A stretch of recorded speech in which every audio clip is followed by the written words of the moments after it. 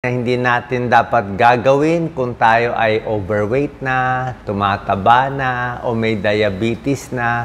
Minsan dito tayo nagkakamali, ha? 12 things na dapat iwasan. Tingnan natin what to avoid. Pakita ko muna blood sugar levels. Pag overweight, alam nyo na, pag overweight, di ba, malaki ang bilbil.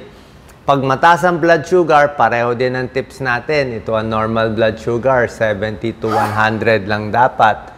Okay, pag lumampas ka ng 101, pre-diabetes o mild diabetes na yan.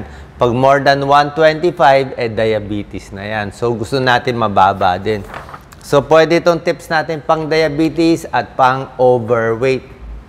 Number 1 tip natin ay dapat yung kain natin regular pa rin pero mas konti. Diba? Simple lang naman eh. Yung iba kasi ginagawa, hindi kakain ng breakfast, di ba? Tapos sa tanghalian, sobra daming kakainin. O tapos hindi kakain sa hapon. Tapos sa gabi, midnight snack, ang dami namang kakainin. So pareho din. Sa dami ng kinain mo, nagugutom ka pa rin. So ibig ko sabihin, kailangan kumain ka regular, may breakfast, may tanghalian, may merienda, mayroon sa gabi, pero portion control. Talagang konti, yung sakto lang, baka half cup rice lang, o isang mansanas lang, o isang saging lang. So talagang nakakontrol yung portion, pati ulam. Walang all you can eat na sabihin, all you can eat, pwede lahat, hindi po, dapat naka-portion siya. Kahit sabihin mo, healthy pa yon, o healthy itong kinakain ko, o kahit healthy, kung tatlong bandihado namang kinain mong healthy, nakakataba pa rin. So, don't skip meals and portion control, tandaan. Second tip, itong mga matatamis, hindi talaga po pwede. Kung overweight ka na, may diabetes ka na, kailangan mo talaga ay tubig lang. Diba? Yan ang tinatanong lagi sa akin eh. Doc, anong iinumin ko? Anong palusot ba pwede? Diba? Siyempre, yung mga pasyente gusto magpalusot eh. Pwede bang iced tea? Hindi pwede. 8 teaspoons of sugar yan. Sports drink. Nag-sports ako. Hindi pwede. 4 teaspoons of sugar yan. Lemonade. Alam mo, mataas ang sugar ng lemonade kasi maasim eh. Soft drinks, mas marami pang sugar. Tubig talaga ang wala. Kita nyo, soft drinks, ang daming sugar. Ayan, no? Fruit juice, kahit yung mga juice, sa lata, sa bote, ang daming sugar, 7 teaspoons. Ito, mga biscuit, mga cake, syempre. Pero sa inumin, pinakamaganda, tubig lang. Ayan, no? Kita mo, gaano karami ang asukal ng iniinom natin. Lahat siya matatamis. Itong mga naglalakad, ibig sabihin, pag uminom ka ng isang bote o isang lata nito, kailangan mo maglakad ng halos 1 oras. 1 oras ka maglalakad para mawala lang yung ininom mo. Yan, no? Uminom ka ng juice, 305 calories, kailangan mo maglakad ng 1 hour and 6 minutes kasi ang daming sugar. Diba? Kaya kung ayaw natin maglakad ng ganyang kalayo, gusto natin pumayat, tubig. Ayan, no? Tubig, walang asukal, di mo kailangan maglakad. Pero kung maglalakad ka sa tubig, mas maganda, mas papayat ka pa. So, number 2 is, iwas sa matatamis, tubig talaga, pinakamaganda. Number 3 tip, dapat sa bahay nyo, wala ka ng mga junk food o yung mga kung ano-anong unhealthy snacks, yung mga chips, mga cookies, mga candy, mga chocolate, huwag kang mag-stock.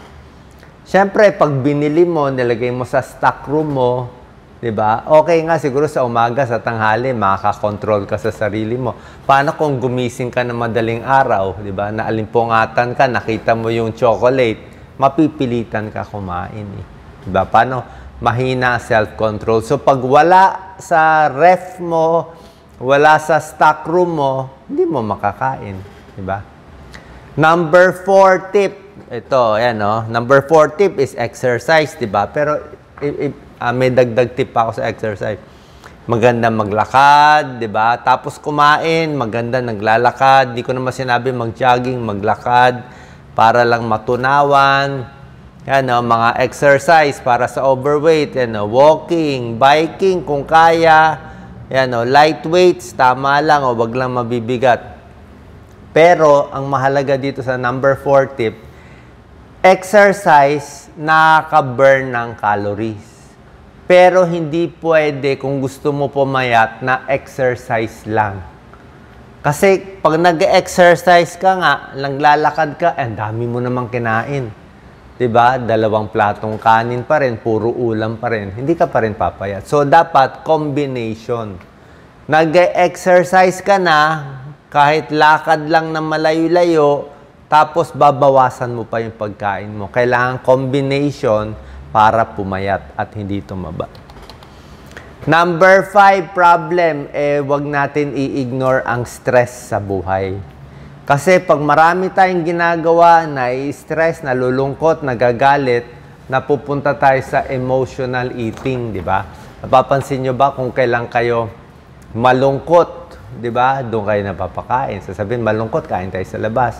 Kung kailan kayo masaya kunwari, na-promote sa trabaho o nakakuha ng mataas na grade, kain pa rin. Nagalit, nainis, kain pa rin. So kahit anong emotion mo, natuwa, nalungkot, ginagawa lang excuse para emotional eating. Hindi po maganda. Lalo ka na-stress, lalo napapakain, lalo tataas lang ang blood sugar. Ayan, napapakain ng mga matatamis. Katulad to, prutas. Hindi lahat ng prutas pwede sa may diabetes o sa overweight. Pag nandito yung prutas nyo, dapat konti-konti lang. Sa atin, basically, grapes tsaka mangga. Grapes, mangga, pakwan, yan, matataas yan sa sugar. So, konti-konti lang. Hindi pwede masyado marami. Ang pwede lang sa mga fruits, pakita natin, Doc Lisa. Focus natin. Ang mababa lang sa fruits, yan, mansanas. Ito yung glycemic index, dapat less than 50. Mansanas, pwede. Orange, 44. Grapes, mas mataas. Saging, medyo mataas, pero pwede. Mango, mataas. So, pineapple, mataas. Pakwan, mataas. So, nakita niya, mas gusto natin dito sa mabababa. Pero sa akin, itong saging, kahit 54, okay lang sa akin yan. Paano nakakabusog eh? Diba? Hindi naman masyado maraming kakainin mo. Baka 1-2 saging lang. Nakakabusog naman siya. So, yung sa pagkain, napakahalaga. Papakita ko na rin, mga gulay na magaganda. Itong mga gulay, napakaganda kasi nga, hindi siya nakakataba at maganda rin sa diabetes. Hindi nakakataas ng blood sugar. Lahat to, broccoli, cauliflower. Meron tayong mga beans, may okra, may cabbage, lettuce, onion, garlic, kamatis. Siyempre, gusto natin ampalaya, meron yan sa atin. So, ito mga mas healthy na gusto natin. So, yan ang number 5, don't ignore stress. Huwag emotional eating. Number 6, huwag kumain sa gabi. Ito yung mga bawal lahat eh. Kasi matutulog ka na, hindi ka na dapat kumakain. Dapat relax na yung katawan mo, di ba? Number 7 tip. Number 7 ay dapat, ito magandang tip tong number 7. Dadamihan natin dapat yung protein ng kinakain. Yan ang mali sa kababayan natin. Pagkakamali ko rin, puro tayo kanin, puro tayo tinapay, tapos yung ulam natin konti. Ang problema, mabilis tayo, nabubusog tayo, pero mabilis tayo magutom. Gugutumin ka eh. Kaya ang ginagawa ko ngayon, yung kanin ko, baka half cup na lang o 1/4 cup. Tapos yung ulam, dinadamihan ko. Kung dati, isang chicken leg, gagawin ko na lang 2 pirasong chicken. So, mas marami yung protina, mas konti yung kanin, mas tatagal ka. Tsaka pag mas maraming protein, lalo na pag tumatanda, kailangan mo ng protein eh. Protein is muscle eh. Kumbaga sa building, protein, parang semento yan eh. Semento, pampatigas ng katawan mo, pampatigas ng building, yung mga karne, mga isda. Pero pag puro kanin, parang ano lang siya.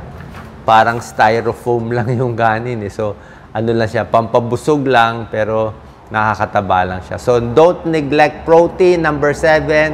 Number 8, huwag sobrahan sa carbohydrates. Huwag sobra sa kanin. Huwag sobra sa tinapay. Huwag sobra sa spaghetti.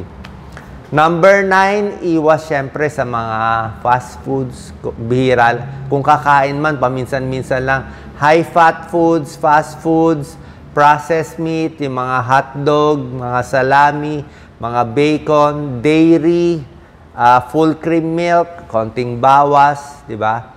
So, doon tayo sa mas healthy. Bawas sa mga matataba, butter, pastries, mamantika, at iba pa. Tsaka yung mga maaalat na junk foods. Number 10, syempre, bawal manigarilyo. Bawal uminom ng alak. Bawal rin. Sasabi mo, konting alak. Ang problema sa alak, mataas ang calories. Ang alak, ang red wine, mataas ang calories. Ang beer nakakataba. Beer nakakataba. Kaya nga sinabi, beer belly. Alam niyo yung beer belly? Beer tiyan eh. Beer belly yan eh. So, di ba, pag malakas uminom ng alak, di ba, malaki ang bilbil. Yun talaga yun. Kasi ang daming calories. Number 11, dapat kompleto sa tulog. Okay? Mas tulog ka, mas hindi ka kakain. Pero kung puyat ka lagi, lalo na kung night shift ka, ang trabaho mo sa gabi, magugutom ka. Kasi kulang ka sa tulog eh. Mapipilitan ka kumain. So, dapat mas mahaba yung tulog mo. And number 12, dapat pa rin, kung overweight, lalo na kung may diabetes, papacheck up tayo sa doktor. Diba? Baka kailangan mo ng gamot. Ito basic yung mga gamot sa diabetes. Pag may diabetes, diet muna kung makakuha sa diet. Pero kung mataas talaga yung blood sugar, hindi makuha, binibigyan natin ng gamot. Usually, first line natin, metformin. Okay, huwag maniwala sa mga fake news, paulit-ulit. May naglalabas ng fake news na ayaw ko daw metformin, huwag maniniwala. Ito yung video, kausap ko na nga kayo. Mga fake news yun, nagbebenta yun ng mga produkto ng mga scam. So, okay ang metformin. Ulitin ko, maganda metformin. Binibigay ko yan, first line. Pag hindi makuha sa metformin, dinadagdagan natin ng ibang gamot. Ito mga glipizide, gliclazide, at iba pa. Pag hindi nakuha nito, bago binibigyan ng mga endocrinologist ng insulin, binibigay lang itong gamot kung mataas na talaga yung blood sugar. Kasi ayaw natin masyado mataas, maraming komplikasyon. So, pero pag susundin nyo itong mga tips natin, mga tubig lang, mas nag-exercise, mas healthy yung pagkain, tingin ko, bababa blood sugar nyo, baka matanggal pa natin yung gamot, or at least, mababawasan itong mga gamot nyo. Okay? So, ingat din tayo sa diabetes. Pakita ko lang konti, diabetes signs. Pag mataas ang blood sugar, syempre, pa-check ang blood sugar, makikita. Pero, usually, ihi sila ng ihi. Pwede pinapawisan sa gabi. Malikot ang paa. Minsan, may ganyang symptom. Mga overweight. Lakas humilik. Malakas sila humilik. Sa gabi, minsan, bumabagsak din yung blood sugar. Depende yan, mataas o mababa. Nauuhaw lagi. Lagi sila nauuhaw kasi nga mataas ang sugar, ihi ng ihi, nadi-dehydrate sila. Nagka-cramps. Minsan nagka-cramps din. Nasisira yung mga nerves, ugat sa paa. Lumalabo ang mata kung diabetes. Tapos ito nga yung mga blood sugar level. Okay? Sana po nakatulong tong tips natin para hindi tumaba at makontrol ang ating blood sugar.